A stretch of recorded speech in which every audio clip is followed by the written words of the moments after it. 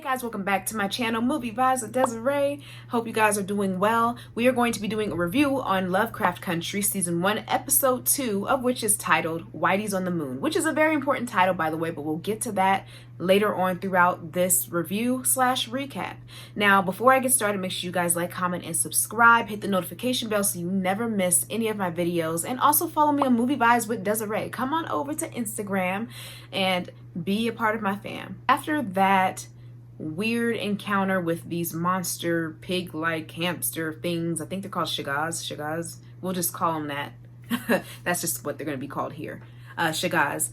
We find ourselves in episode 2 seeing Letty in her own little world, dancing around, prancing like nothing happened. Like we didn't have any encounters with these monsters. I don't know what y'all talking about. She's dancing around, got all these gorgeous clothes. She's so excited to like just be in a safe environment. Not only a safe environment, but a mansion at that.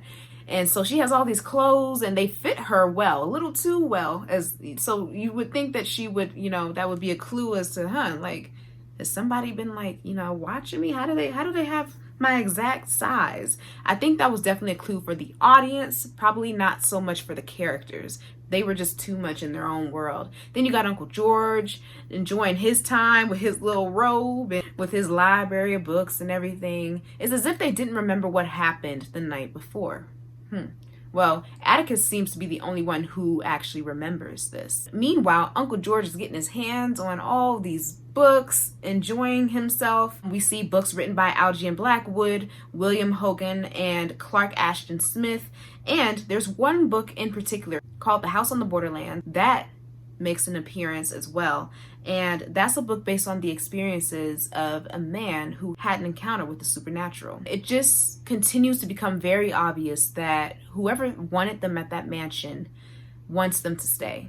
And Creepy William is doing everything in his power to make sure that he's keeping them safe, quote unquote, and comfortable. Later on throughout the episode, it appears that Uncle George's and Letty's memories is wiped away due to the whistle that they heard when they had their first encounters with the creatures at night in the forest before Christina came and rescued them. But before we get to that, about Christina at least, that seems to be doing the trick of wiping their memories away. Atticus seems to be the only one who has his memories, and he's wondering, why the heck are y'all walking around here happy and whatnot? Do you not remember what happened? And at first I wasn't exactly really sure if they remembered what happened or not, if they were just playing around, for the sake of, oh, William's watching us. But later on throughout the episode, they did actually seem as if they truly did not remember. I don't think that it was very clear in the beginning, at least for me. I don't know if it was a little confusing for everyone else. I don't know if it was either the acting or the dialogue, but something didn't hit.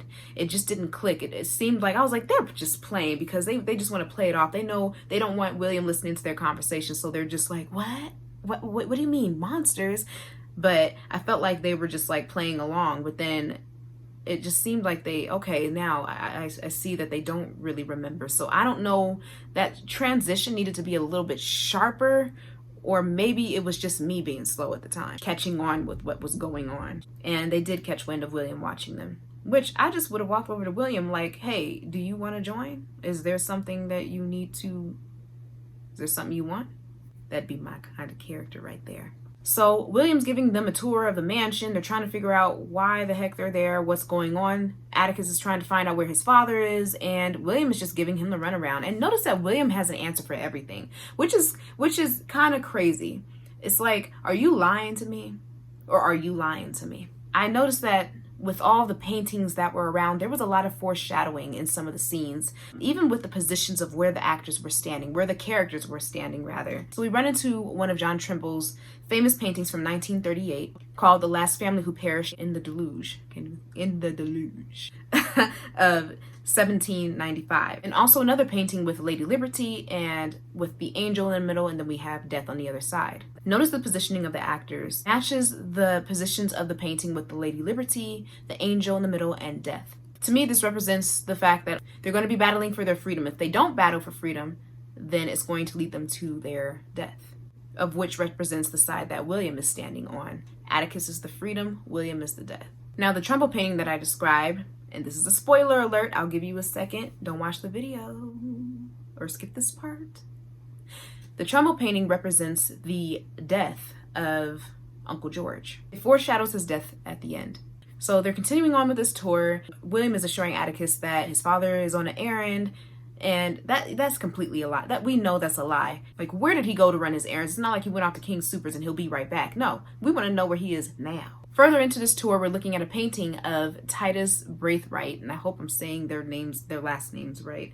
And we see a gold ring on his finger, of which is important because this ring is one of which Atticus will don on his finger. Now, William makes this comment, and I'm not sure if he meant for it to be, if he thought that it would go over their heads the way that he said it. Uncle George, Atticus, and Letty were smart enough to know that Titus Braithwaite had slaves. He was responsible for shipping slaves, and that's how he made his fortune. Well, the way William said it was, oh, he made his fortune through shipping. And Letty looked at Uncle George and she's like, that's code for slaves.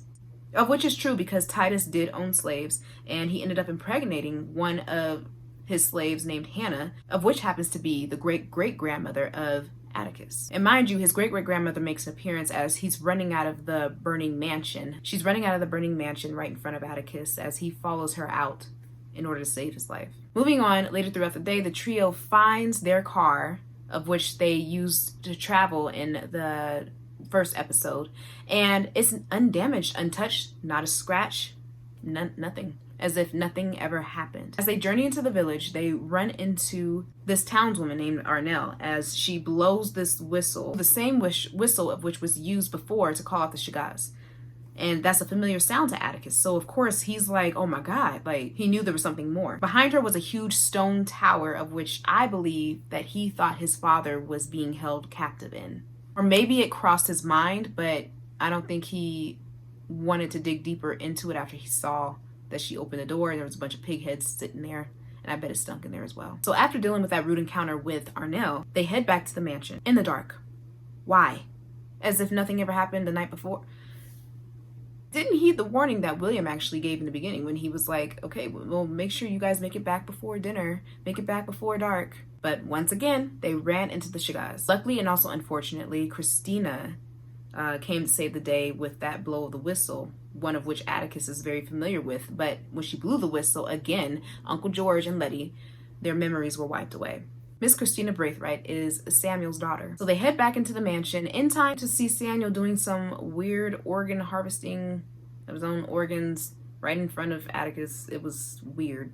For his cult guests for their dinner event. Then after that creepy scene, he gets up as if nothing ever happened. He's all stitched up and well, and yeah, because he has the ability to heal himself. So Sam talks about the paintings, yada yada yada, reflects on the book of Genesis, talks about his goal of wanting to go to the Garden of Eden and become immortal, and he needs Atticus in some way. He needs his blood because he's connected to Titus. After that crazy discussion, Christina locks Atticus in his room, and he's pretty much occupied by his hallucinations along with everyone else, Uncle George and Letty. They all have their own hallucinations. But before the hallucinations start, Tick has no choice but to communicate with Uncle George by using Morse's code. As they're going through their hallucinations and having an audience be entertained by it, it was weird, Christina delivers the little monster thing from a cow.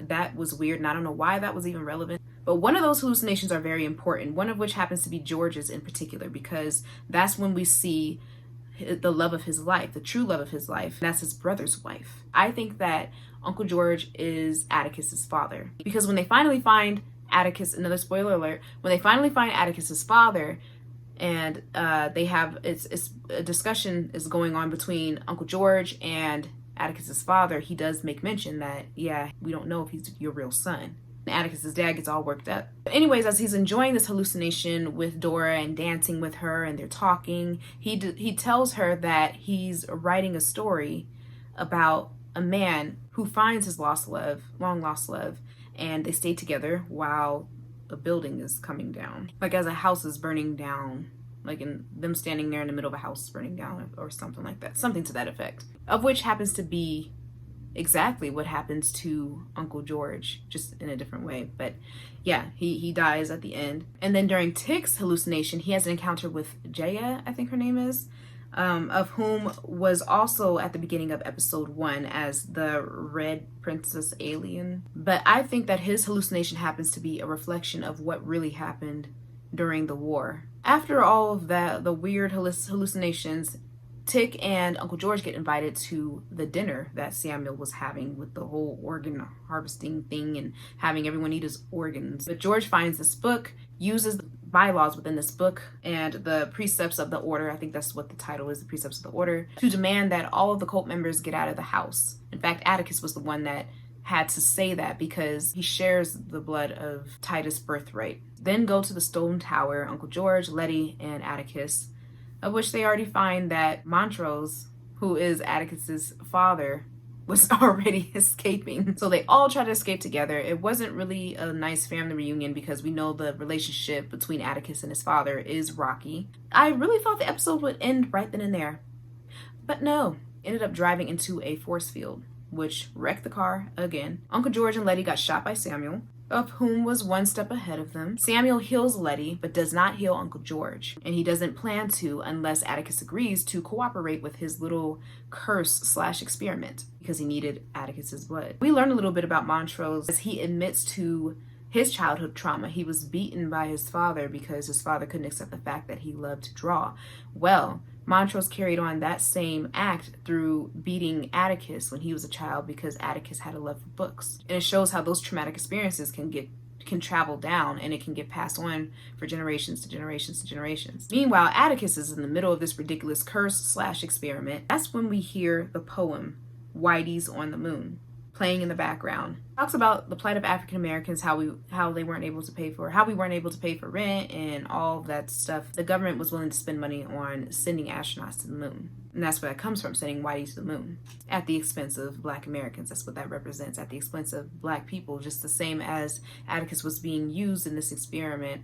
And it was for the purpose of Samuel's mission at the expense of his Black body. Portal opens up. We see flowers pouring out, indicating that that's the Garden of Eden. Atticus sees his great-great-grandmother standing there, pregnant, because, of course, we know that Titus' birthright got his slave pregnant and that she was his slave at that time. The experiment fails and Atticus's ring destroys the mansion. There's like some type of power behind that ring, and it ends up killing Samuel. Atticus escapes the mansion as he's running down the hallway, chasing the ghost, or following after the ghost of his great-great-grandmother who was in front of him, also running out of the burning mansion as it's coming down on all of them. He sees Letty, hugs her, and sadly discovers that his Uncle George did not make it. His body was resting in the arms of his father, who was holding his brother in the back of their car. And that goes back to what I said about the painting, that it foreshadowed Uncle George's death. So where do we go from here? I'm not sure, but I'm going to stay tuned for episode 3. Episode 2 was very complicated. I had to watch it like 3 times over to get exactly what was going on. I knew the paintings looked familiar, so I had to do my research behind that and just sort of connecting every action to what was going on in the environment. And there was a lot there, and I see what they did with it. I see exactly where they wanted to go with it within the episode. There's just some things that I was just like really confused about. But comment down below if you've seen this episode. What did you guys think? Did you think it was a bit confusing, or did you get it right off the bat? And where do you think this episode is going to go next?